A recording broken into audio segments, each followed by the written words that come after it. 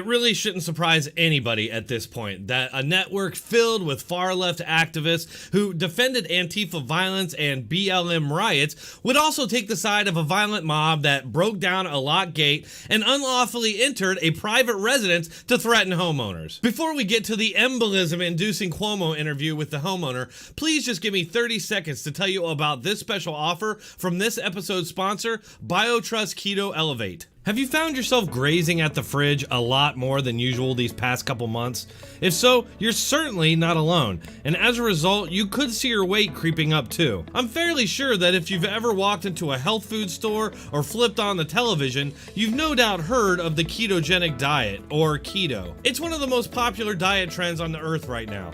My wife's really into it, but me, not so much. I just don't like the foods that you have to eat. With only one net carb per serving, Keto Elevate doesn't add anything to your bottom line carb intake, while giving you multiple benefits of higher ketone levels such as increased brain function, clarity and focus, better metabolism, incredible natural energy levels, and much more. Be one of the first to reap the rewards that Keto Elevate can bring to your life right now, and take advantage of our 51% off and free shipping to the US.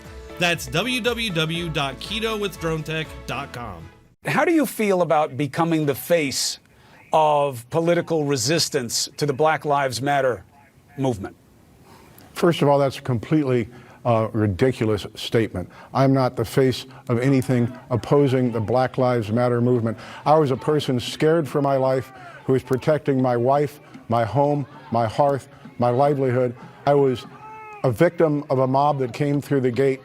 I didn't care what color they were, and I was in imminent fear that they would run me over, kill me, burn my house. And you have to have this in the context of St. Louis, where on June the 2nd of this year, I watched the city burn with nobody showing up to do anything, and I realized at that time we're on our own. That's right. Two lawful gun owners who stood outside their homes with weapons defending their home against a violent invading mob have no right to defend themselves because A, they're white. As we saw from the many Twitter posts and headlines from mainstream media, their skin color was apparently a central aspect of the story. Why? Because you're supposed to hate white people and dismiss their right to defend their home based on exclusively that trait. B, one of them had a scary weapon of war. Lawful or not, owning one of these weapons of mass destruction instantly makes you a violent far-right white supremacist terrorist. C, the violent mob was Black Lives Matter. If you're white, you're not allowed to question or oppose Black Lives Matter, or else you risk being labeled a white supremacist, a white nationalist, a racist, or any number of other bad labels. The fact is, you risk everything by questioning this organization.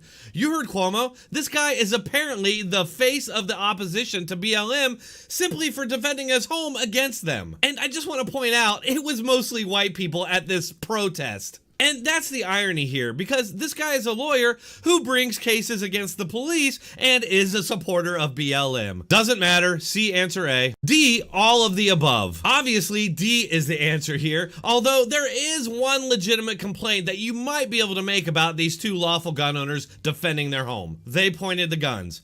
I happen to know somebody who was defending his home against a real threat and pointed his weapon at this threat.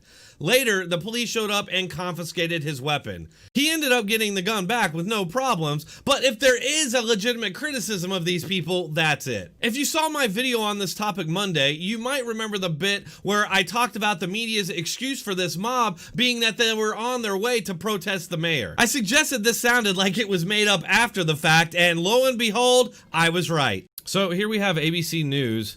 A couple pointed guns at protesters in St. Louis as a group marched toward the mayor's home to demand her resignation.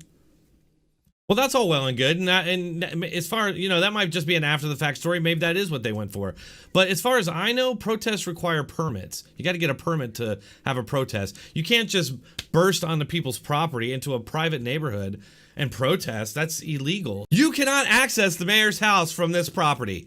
The drive-by media strikes again. You were the one pointing a loaded weapon at a group of people who were walking past looking for the mayor's house. Chris, that's an entirely false concept. No single media outlet has ever mentioned the complete falsity of that statement. The mayor's house cannot be reached through my neighborhood.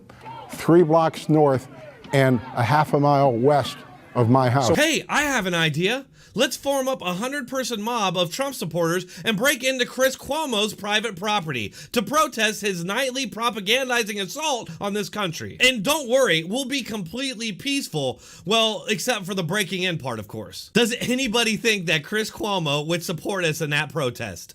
Of course not. He and the rest of the media would flail around in outrage, demonizing our peaceful protest as a terroristic threat to journalists. I understand what you say your rationale was. To be clear, did anything happen to you or your property? Did anything happen? Yeah, my life has been ruined. No, we'll get to that, Mr. McCloskey. I don't mean to cut you off, but I'm saying that night, did anything happen to you, your family, or your property? These things get very bad very quickly, and when those people came through the gate, when it was a mob, I didn't take the time to see their birth certificates or anything else. I was defending my house, my life, my wife, and what I've spent 32 years building there. Oh my God. Nothing happened because they were standing outside of their house with weapons, letting it be known very clear what would happen if they did try to do something to the home. Cuomo, being the snake oil huckster he is, fails to mention anything about the fact that we've been witnessing violent riots and looting for the last 3 weeks, and a lot of it organized by this group. He also completely ignores the violent entry into this private property. This guy was just minding his own business when these people smashed in. Why is he on the witness stand here? Fredo keeps claiming these people were protesting. Protesting who? What does breaking into a gated community to harass and intimidate a bunch of innocent homeowners have anything to do with police violence? It has nothing to do with the police, but being a propagandist in the style of Joseph Goebbels, he knows that repeating a lie over and over essentially makes it true. It's almost as if they realize they're never going to be able to take our guns, so instead now they're just going to stigmatize the use of them to defend your home against clear threats. Unfortunately, it's not enough just to turn off your TV anymore, because while you're ignoring them, they're executing insidious plots like this one. As I pointed out yesterday, newsbusters.org is making the sponsors of these shows known, and now I'll let you know. Make a list and stop spending your money with these people. That's all for this episode. Please hit that like button, share, and subscribe. It really helps this channel. If you'd like to support it, you can do so on one of these platforms. You can find all those links in the description and pinned comment. Thanks for watching. Keep coming back.